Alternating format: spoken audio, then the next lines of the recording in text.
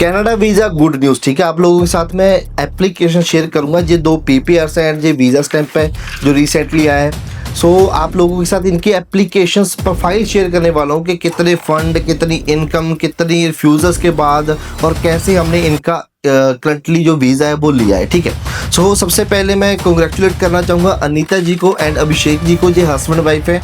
इन दोनों की पीपीआर है जो आ चुकी है कनाडा की। ठीक है, इन दोनों की पहले 3 बार रिफ्यूज़ल थी, मतलब कि 3 बार अनीता जी की एंड अभिषेक जी की 3 बार इनकी एप्लीकेशन पहले रिफ्यूज़ हो चुकी थी। फिर ये हमें कॉन्टैक्ट किया, फिर क्या चेंजेस हमने की और फिर इनका जो वीज़ा है वो आ गया। देखो, हमारे पास जब क्लाइंट आता है तब भी एक चीज़ कहते हैं कि जी बंदा तो सेम होता है, डॉक्यूमेंट्स भी ऑलमोस्ट सेम होते हैं, तो आपके पास कैसे वीज़ा आता है। तो वो चीज़ें मैं आपको समझाने जा रहा हूँ कि हम कैसे वीज़ा जो लगवा कर दे देते हैं। सो इन चीज़ों को आपने नोट करना है, ठीक है, लिखना है, ताकि आपके साथ रिफ्यूज़ल ना हो सके, आपको भी वीज़ा ही मिले। ठीक है, सो वीडियो को लास्ट तक जरूर देखना। सो ये पासपोर्ट स्टैंप आप देख सकते हो कि रिसेंटली आया जी स्टैंप पोकर एंड ये पीपीआर आप देख सकते हो।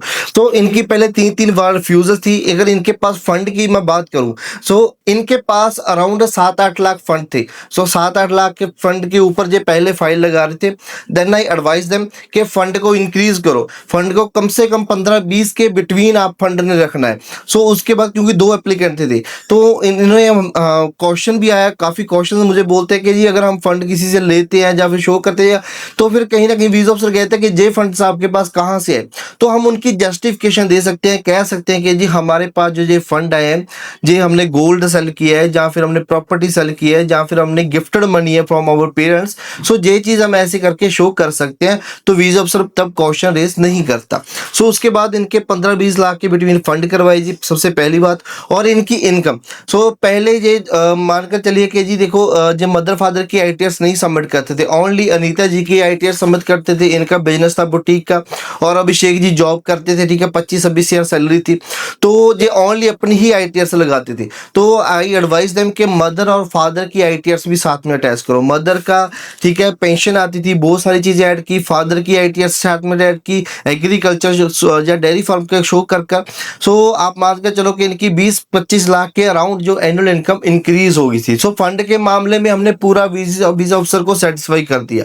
उसके बाद पर्पस ऑफ ट्रैवल, इनका होटल बुकिंग के ऊपर वीज़ा है। ठीक है, कोई भी स्पॉन्सर नहीं, कुछ नहीं। ठीक है, साथ में हमने इनका फीफा वर्ल्ड कप का लगाया था। पर्पस आज की डेट में फीफा वर्ल्ड कप के ऊपर लगाना क्यों मैटर करता है, क्योंकि पर्पस जब हम एक कहते हैं, वीज़ा ऑफिसर को कहते हैं कि सिंपली जी मैंने घूमने जाना है, तो वीज़ा ऑफिसर कहीं ना कहीं ये कह सकता है कि यार आपके पास वाली कंट्रीज है वो भी घूम सकते हो आप, ठीक है, कनाडा ही क्यों घूमने आना। तो वो हमने एक पूरी डिटेल्ड प्लान बनाया कि जी हमारे लाइक इनका जो था कि कैनेडियन मिले थे, और या फिर जो कोई चीज़ सीएन टावर या फिर कोई चीज़ इन्होंने मूवी में देखी थी तो उसको जो एक एक्सपीरियंस करने चाहते हैं। ठीक है, नाइग्रा फॉल्स को एक्सपीरियंस करना चाहते हैं, मूवीज में देखा है तो उसको देखना चाहते हैं। तो ऐसे कर कर आपका जो वीज़ा ऑफिसर को यकीन मिलता है। साथ में हम फीफा वर्ल्ड कप का लगाते हैं जी। फीफा वर्ल्ड कप में क्या क्या होता है कि लाइक हम पर्पस ऑफ हमारा जो है बहुत स्ट्रांग हो जाता है, क्योंकि वीज़ा ऑफिसर तब हमने नहीं कह सकता कि यार फीफा वर्ल्ड कप आप किसी और कंट्री में भी देख सकते थे।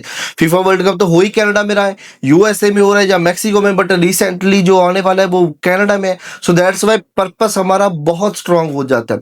उसके बाद जी आप लोगों के टाइज टू इंडिया स्ट्रांग करने चाहिए। अब ये पहले क्या गलती करते थे, पहले ये अपने बच्चा था जो इनका, उनकी भी एप्लीकेशन साथ में अटैच करते थे।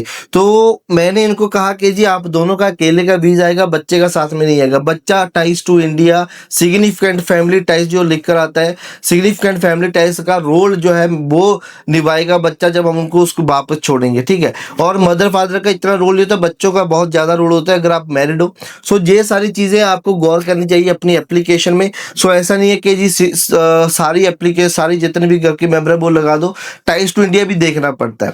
सो आई होप कि आप लोगों को ये सारी चीज़ अच्छी नॉलेज मिली हो। अगर आपका कोई भी क्वेश्चन है then kindly ask in the comment section में, आपका जरूर रिप्लाई करूंगा। सो इस वीडियो में इतना ही। नमस्कार, सत श्री अकाल।